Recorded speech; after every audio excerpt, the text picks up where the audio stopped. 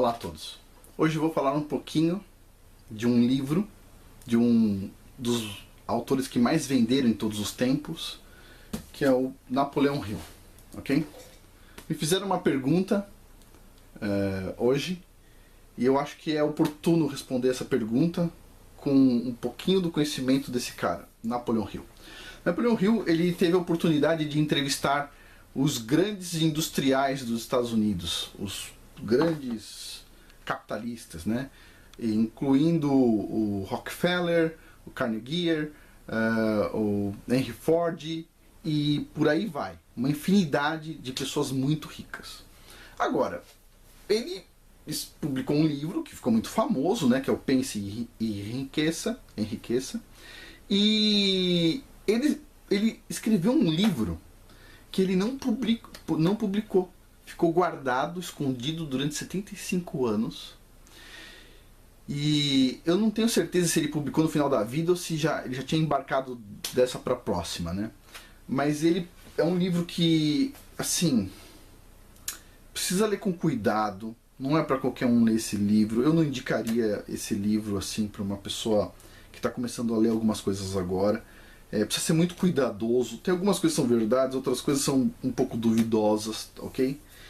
E esse livro se chama Mais Esperto que o Diabo. Na capa tem algumas simbologias pagãs aqui dentro do símbolo de mais, não vai dar para vocês verem, mas assim, precisa tomar muito cuidado com esse tipo de livro. Mas ele foi feito pelo Napoleão Hill e tem algumas coisas interessantes. Neste livro, Napoleão Hill, ele faz uma entrevista com o diabo.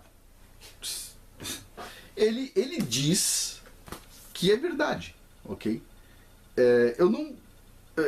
Eu acredito que seja um exercício mental que ele fez, tá? Ele era um cara esperto e eu acredito que seja um exercício mental. Mas esse livro ficou guardado durante 75 anos antes de ser publicado. Então, ele tem umas letras horrorosas aqui, tá? Dentro da parte preta aqui tem um relevo com umas letras esquisitas aqui embaixo. Eu não sei o que se trata, o livro não explica. Então esse aqui é um livro um pouco... precisa ter cautela com ele. Mas ele tem algumas coisas interessantes. Então o Napoleão Hill diz que ele faz uma entrevista com o capeta.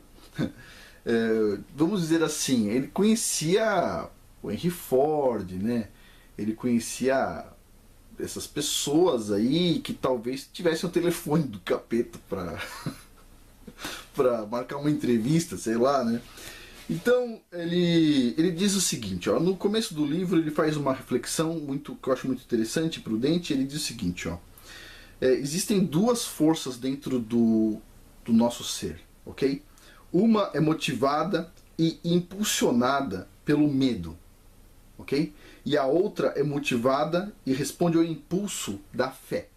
Então uma está relacionada ao medo e a outra está relacionada à fé, à certeza, ok? Bom, a entidade fé que reside dentro da gente, ela não conhece limitações, não possui medo algum e não reconhece a palavra impossível. E a gente tem que escolher se a gente vai ser guiado pela força da fé que a gente tem ou pelo impulso ao medo, ok? E a gente na verdade tem que tentar massacrar o impulso ao medo e ter esse impulso da fé, o impulso da certeza. Ok? E eu separei algumas passagens desse livro, onde ele faz algumas perguntas ao capeta. Esse livro é uma série de perguntas e respostas. E, bom, ele pergunta ao capeta o seguinte, o que você faz para conquistar a alma de uma pessoa? E o capeta diz o seguinte, que ele tem que alienar a pessoa antes. Ele não consegue capturar a pessoa sem alienar ela. E o Napoleão Hill pergunta, como é que você aliena uma pessoa? Qual que é a definição de um alienado, na verdade? E o capeta responde assim, um alienado é aquele que se deixa influenciar e ser controlado por circunstâncias externas à sua mente. Ele prefere deixar que energias negativas ocupem sua mente e use seu intelecto ao invés de pensar por si mesmo. Um alienado, observe isso, um alienado emite muitas opiniões, mas nenhuma dessas opiniões são suas. Ele absorve opiniões de outros apenas. Ou seja, de vez em quando eu vejo aqui umas pessoas que vêm me reclamar das coisas que eu faço porque eu vi em algum outro lugar. Eu estou fazendo um vídeo especial para você que está assistindo. Você vai lá e pensa por si próprio. Bom, olha só que interessante.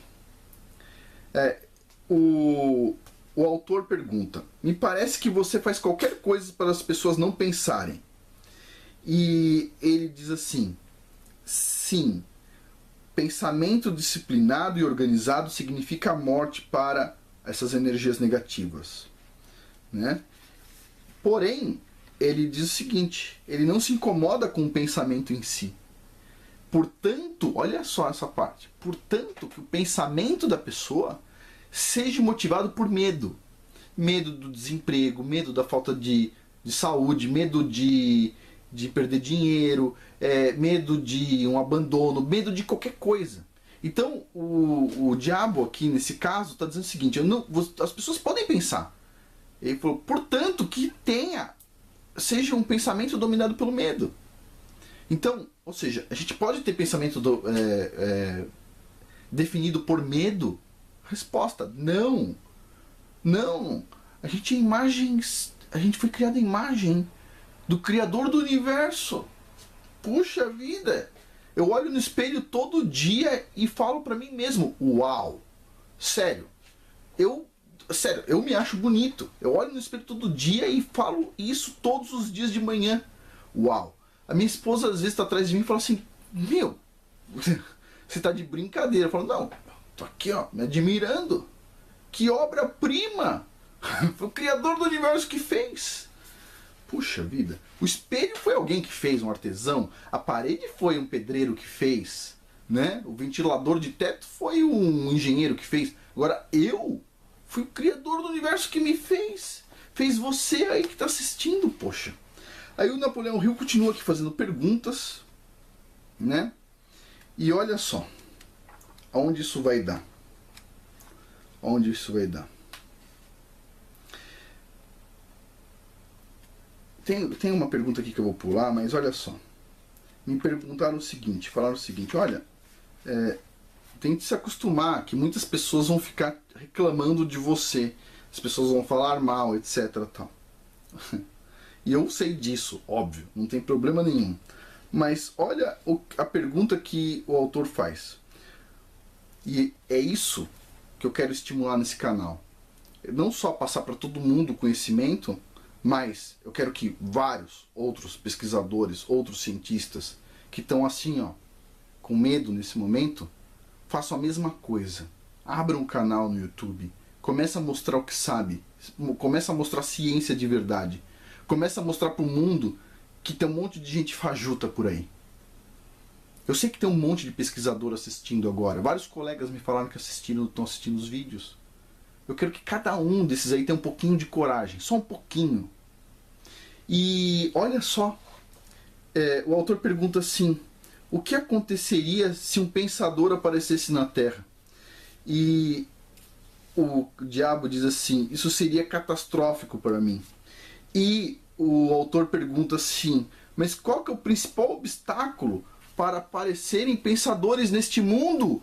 Olha só, qual que é o principal obstáculo para aparecerem pensadores neste mundo? E o diabo responde: medo da crítica. Ah, meu, medo da crítica? Sério? Medo da crítica? Então, assim, bom, eu tô me expondo aqui, todo mundo sabe disso. E pra mim não é lógico, né? Usando a inteligência não é a melhor coisa do mundo a se fazer, né? Mas eu acredito que aos pouquinhos, um por um, as pessoas dando apoio a esse tipo de iniciativa, a gente vai começar a observar um monte de pessoas, de pesquisadores, cientistas de verdade, se pronunciando. Puxa vida, o que vocês acham que acontece quando um super professor, super cientista, que nem o professor que desenvolveu a pílula do câncer, mandado para julgamento lá, como é que se fala? Processado por curandeirismo. Outros monte de pesquisador que estão querendo fazer coisas legais vão se inibir. Mas espera aí, E se todo mundo apoia um cara que nem aquele da pílula do câncer? Poxa, os outros pesquisadores, os cientistas vão começar... Não, peraí, eu posso me atrever um pouco mais, eu tenho apoio, eu tenho suporte. Então assim, sim, críticas sempre vão existir, né? Sempre vão existir, isso é normal, não é um grande problema. Agora, essas críticas a gente vai superar uma a uma. E esse esforço vai render, espero eu, que vários pesquisadores de várias áreas comecem a se manifestar, como já estão. Tem o Dr. Larry Ribeiro, não é verdade? Uma pessoa fantástica, e outros tantos que têm opiniões muitas vezes controversas, por exemplo, o Felício, do aquecimento global, pessoa fantástica, né? Assisti as entrevistas dele e, puxa vida, uma pessoa lúcida, né? Então, aos poucos a gente vai conquistando isso. Tem espaço para a gente crescer e, puxa vida, crítica não é um problema, ok? Crítica faz parte do jogo, é só isso. Quanto mais crítica, mais chance de outras pessoas chegarem no canal. Não tem problema nenhum. Bom, por hoje é isso. Muito obrigado a todos. Até mais.